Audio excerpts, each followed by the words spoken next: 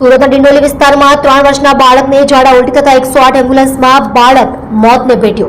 સુરતમાં ધીમે ધીમે ગરમીનો પ્રકોપ વધતા જાણે રોગચાળોએ માથું ઉંચક્યું હોય તેમ ઝાડા ઉલટીના કેસોમાં પણ વધારો થઈ રહ્યો છે। ખાસ કરીને નાના બાળકોને ઝાડા ઉલટીના બનાવો વધી રહ્યા છે। ત્યારે સુરતના નવાગામ વિસ્તારમાં રહેતા એક શ્રમજીવી પરિવારના 3 વર્ષના બાળકને ઝાડા ઉલટી થયા હતા અને 108 મારફતે સારવાર અર્થે હોસ્પિટલ ખસેડવામાં આવ્યો હતો। ત્યારે રસ્તામાં જ અવસાન થયું હતું। જોકે પરિવારનું કહેવું છે કે અચાનક ઝાડા ઉલટી થતા મોત થયું છે।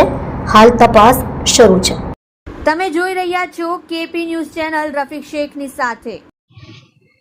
आपका नाम? देवानंद कुमार। कहाँ पे रहना है आपको? क्या? कहाँ रहने थे? और नवा गाँव। क्या घटना हुई थी? और बच्चा का उल्टी हुआ था, पैखाना हुआ था, वो एम्बुलेंस में लेते लेते गति हो फिर गई। क्या हुआ? तो यहाँ लाए, एम्बुलेंस में गति हो गया था। यहाँ लाए तो जवाब दे दिया डॉक्टर नहीं रहा। डॉक्टर क्या बोले? डॉक्टर से पूछा क्या हुआ तो बोले कि लैट्रिन हुआ, उल्टी हुआ। क्या लगता है झाड़ा उल्टी के कारण होती है? हाँ,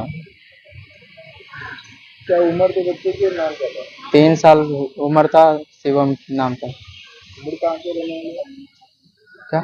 मूल कहाँ के रहने वाले? वो बिहार का, और यहाँ क्या काम करते? और लेबर का काम करते हैं। एक ही बच्चे का?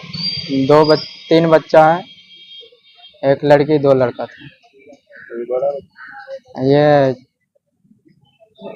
बड़ा था? ये बाड़ा नहीं था, बाड़ा एक मांझिल हुआ था।